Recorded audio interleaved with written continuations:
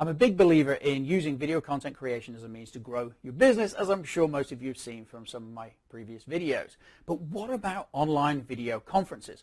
Even without the coronavirus wreaking havoc and forcing people to stay home, video conference meetings were already on the rise. Now they've grown exponentially, forcing people to get in front of a camera and try to act naturally, which is why I thought I'd put together a best practices list, some do's, some don'ts, so that you can continue to be the business rock star that you are, even when you're having to utilize this particular medium. As this list is relatively long, I've included a timestamp under each of the headings so you can navigate straight to the bits that perhaps interest you most if you're on a time crunch. But I do encourage you to watch the whole video when time permits, because it's never a bad thing to get a refresher. Also recommend that you share this video with other people that you are regularly in conference calls with, so everybody's on the same page with the best practices. And lastly, as body language is kind of my thing, hang in there until the end, because I'm going to share a couple of body language tips that will provide you with an advantage the next time you're on camera for a meeting. Most importantly, pre-meeting, launch that agenda, make sure everybody has a copy and that it clearly outlines the goals and, arguably most importantly, when it's going to end. I think a consistent theme around the world for all conference meetings, or just meetings in general, is when is this thing going to stop? And you clearly defining when the end point is going to be means that you have shown that you are respectful of everybody's time. And when people know that it's definitely going to end at X time, there's just a chance that they'll be enthusiastic about this meeting, know that at some point in the very near future, it's going to stop. Tip number 2, make sure everyone on the meeting knows who the facilitator is, who's the moderator, who's going to make sure it runs smoothly, that everybody is heard, and perhaps most importantly, who's going to cut off the person that keeps waffling and extending this meeting past the parameters outlined in the agenda. Tip number 3, be familiar with the video conferencing platform you're about to use. They're all different. They got buttons in different places. Sometimes the dialog box or the comment section disappears.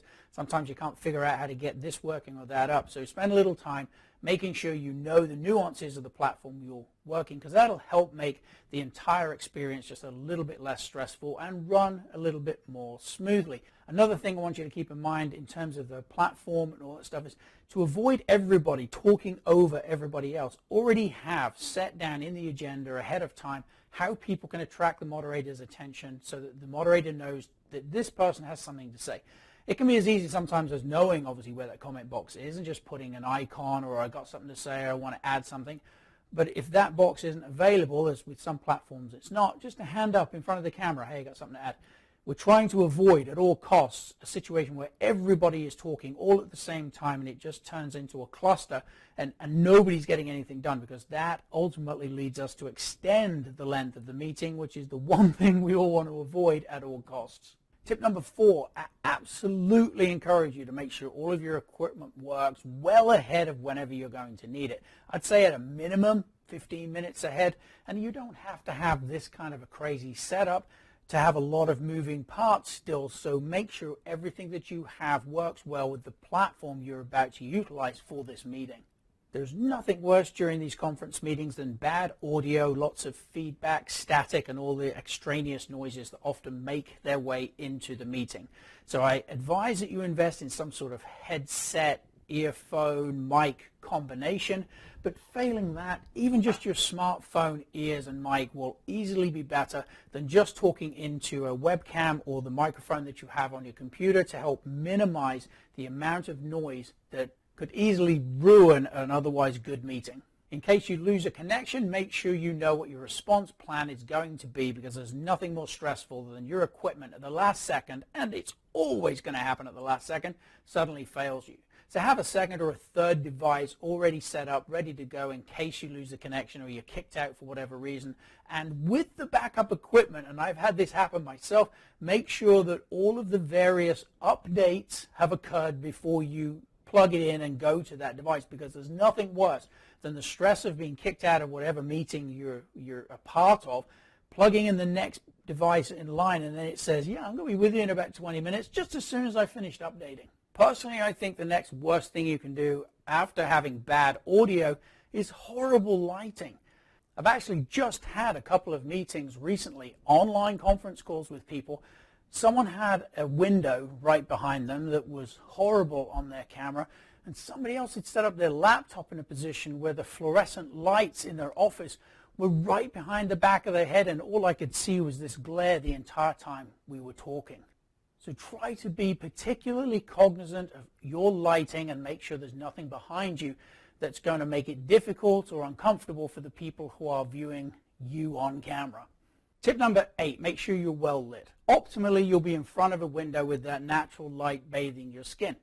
For some people, that's just not practical to sit in front of a window. It isn't in my office, as you see from these pictures, so pick up some used lights. eBay's a great place. Photography stores, when they have a used section in the back. Anything that's cheap that at least light you well but not cost an arm and a leg. And failing any of that, grab a couple of what they call amber bulbs from the hardware store, and that light's kind of soft and it's warm and it'll make you feel lovely. And we all need all the help we can get when it's time to get the camera fired up, ready for that all-important business meeting.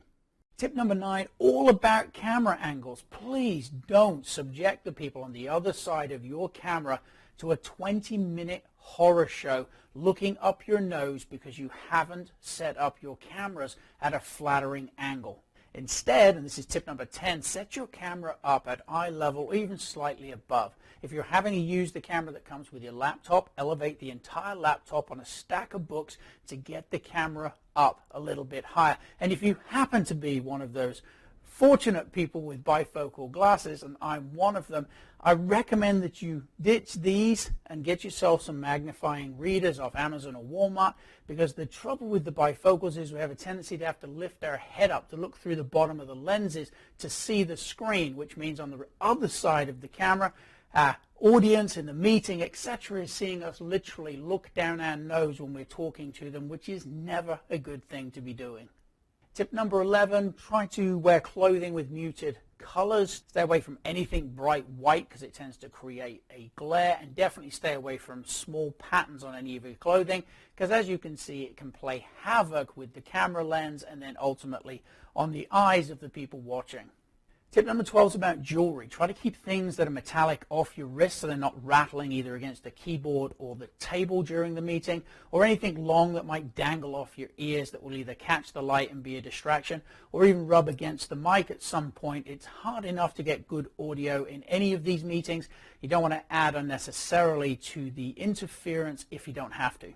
Tip 13, make sure everybody knows that when they get on the meeting to introduce themselves. What we don't want here is someone loitering in the background, creepily observing this thing, but not being an active participant in the meeting.